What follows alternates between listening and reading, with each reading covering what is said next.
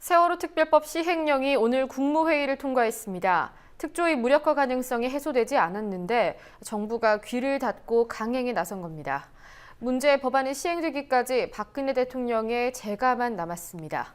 오늘 정치권 소식 김종훈 기자와 이 사안부터 살펴보도록 하겠습니다. 오늘 세월호 특별법 시행령 수정안이 수정 없는 수정안이라고 비판을 받아왔습니다만 오늘 국무회의를 통과했더군요. 네, 오늘 오전 세월호 특별법 시행령 수정안이 최경환 경제부총리 주재로 열린 국무회의에서 통과됐습니다. 지난 3월 27일 해수부가 시행령안을 내놓은 지 41일 만입니다. 그 사이 정부는 지난 4월 29일 해수부 자체 수정안을 내놓은 뒤에 이어진 30일에 차관회의에서 통과된 후에 오늘 국무회의까지 통과시켰습니다. 이 시행령은 박근혜 대통령의 재가를 거치면 최종 확정됩니다.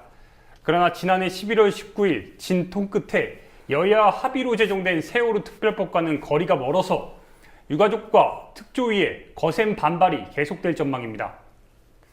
구체적으로 어떤 부분들이 문제가 되고 있는지 좀 짚어보죠.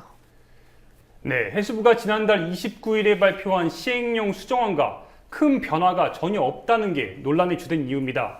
앞서 이석태 세월호 특조위원장이 광화문에서 농성까지 하면서 허수아비 특조위를 우려했는데요. 오늘 국무회의에서 시행령이 통과돼 이석태 위원장의 우려가 현실이 될 가능성이 매우 높아졌습니다. 구체적으로 살펴보면 기존 발표대로 파견 공무원 숫자가 42명에서 36명으로 감축됐을 뿐 변한 게 없습니다. 정부가 유가족들 입장을 들어줬다고 말하는 행정지원실장도 기존 기획조정실장에서 이름만 바뀐 겁니다. 그러나 정부는 이 자리에 기존의 해수부 직원 대신에 다른 부처 공무원이 맡을 예정이기 때문에 유가족과 특조위의 의견을 들어줬다는 입장인데요. 일단 유가족들과 특조위는 해수부 공무원이 아닌 다른 부처 공무원이 맡는다고 해서 특조위의 독립성이 과연 유지될지 이에 대해서 강하게 의문을 표하고 있습니다. 가장 논란이 되는 행정지원실장, 이 자리는 진상규명과 안전사회 건설대책, 피해자 점검 등 각 부서의 실질적인 업무를 총괄하는 역할을 합니다. 공무원이 실질적인 업무 총괄 역할을 한다. 이 부분이 바뀐 데 없다는 건데 오늘 가족들의 반발이 상당했을 것 같습니다. 네, 이 때문에 시행령이 이제 국무회의를 통과되고 나서 오후에 바로 유가족들이 광화문에 모여서 긴급 기자회견을 열었습니다. 유가족 50여 명이 안산에서 올라왔는데요. 유가족들은 우리는 쓰레기 시행령을 절대로 인정할 수 없다면서 강하게 반발했습니다. 그러면서 앞으로 투쟁을 계속 이어갈 것을 예고했는데요. 세월호 참사의 진상규명과 안전한 사회 건설은 정부가 해주는 게 아니라 바로 우리 피해자 가족과 국민 여러분이 하는 것이기 때문입니다. 저희 피해자 가족들이 중심으로 국민 여러분들께서 한마음 한뜻으로 하나의 행동을 모아주신다면 머지않아 반드시 진상규명과 책임자 처벌을 통한 안전한 사회를 이룰 수 있다고 확신합니다. 특조위 측은 뭐라고 했습니까? 네, 특조위도 오늘 오후 2시에 서울 중구 특조위 사무실에서 긴급 기자회견을 열었습니다. 이석태 특조위원장은 이 자리에서 특별법 시행령을 결코 인정할 수 없다고 했는데요. 세월호 시행령이 국무회의를 통과했지만 거부 의사를 분명히 한 겁니다. 기획조정실에서 이름만 바꿔 행정지원실을 설치했으며 핵심 보직을 파견 공무원으로 배치하여 특조위의 독립성을 훼손합니다. 또한 특별법에 규정된 특조위의 업무 범위를 타당한 근거 없이 축소함으로써 참사의 진상규명 활동과 안전사고 대책 수립을 방해할 뿐만 아니라 특별법을 위반하고 있습니다. 앞으로는 어떻게 활동을 하겠다는 겁니까? 네, 일단 특조위는 작년 11월 제정된 세월호 특별법에 근거해서 활동한다고 방침을 정했습니다. 이 부분은 상당히 강조했는데요.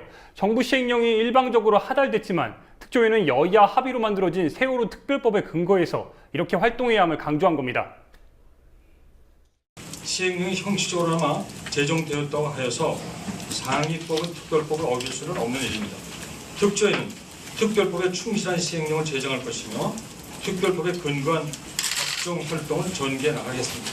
특별법이 구체적으로 특조위에 부여한 권한을 활용하여 허수아비 시행령에 구애받지 않는 독자적인 위원회 규칙을 제정함으로써 특조위의 독립성을 지키고 상임위. 네, 그러면서 특조위는 특조위의 독립성이 보장되는 개정안을 만들어 이렇게 지금 앞으로 활동을 이어가겠다고 밝혔는데요. 특별법 원안에 충실한 특조위의 개정안을 발표하겠다는 의미입니다.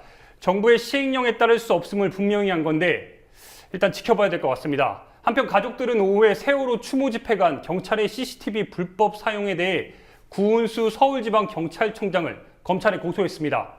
경찰은 최근 세월호 추모 집회에서 일반 시민뿐만 아니라 기자, 유가족에게까지 물대포와 캡사이신 등을 쏘면서 강경 진압하는 동시에 교통용 CCTV를 활용해서 시민들의 집회를 통제하고 감시했습니다. 예, 사실상 강행됐다는 비판을 받는 사안이 또 있더군요. 정의화 국회의장이 결국 박상욱 대법관 후보자 임명 동의안에 대해서 직권상정을 하기로 했다고요.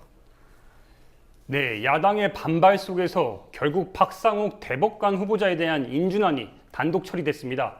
야당 의원들은 전원 불참했는데요. 새누리당 의원들 158명만 참석한 가운데 표결이 진행됐습니다. 찬성 151표, 반대 6표, 무효 1표로 가결됐는데요. 앞서 정의화 의장은 더는 기다릴 수 없는 상황이라며 결론을 내릴 시점이 왔다고 말했습니다. 즉 직권 상정의 뜻을 분명히 했습니다. 그러나 참여연대 등 시민단체는 논평을 내고 당장 대법관 임명해서 사법 공백을 메우는 것보다 자격 없는 대법관을 임명한 것이 더 큰 문제라면서 정의화 의장의 직권상정을 비판했습니다. 예, 성완종 리스트 관련 속보도 좀 짚어보겠습니다. 홍준표 경남지사가 8일 어버이날에 검찰에 출석을 하기로 했죠. 네, 고 성완종 전 경남기업 회장에게 1억 원을 받았다는 의혹을 받고 있는 홍준표 경남도지사가 8일이죠. 어버이날에 검찰 조사를 받게 됐습니다. 검찰이 오늘 오전에 밝힌 내용인데요. 이미 일정 조율까지 마친 상태로 알려지고 있습니다. 성완종 리스트에 이름이 나온 8인 중 피의자 신분으로 첫 번째 소환입니다. 홍준표 지사는 일단 혐의가 없음을 자신하고 있는데요. 그러나 홍준표 지사의 바람처럼 될지는 현재로선 미지수입니다.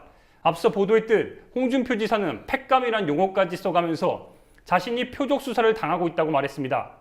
일단 검찰은 홍준표 지사가 혐의를 전면 부인하고 있지만 혐의를 입증할 수 있다는 자신감을 보이고 있습니다.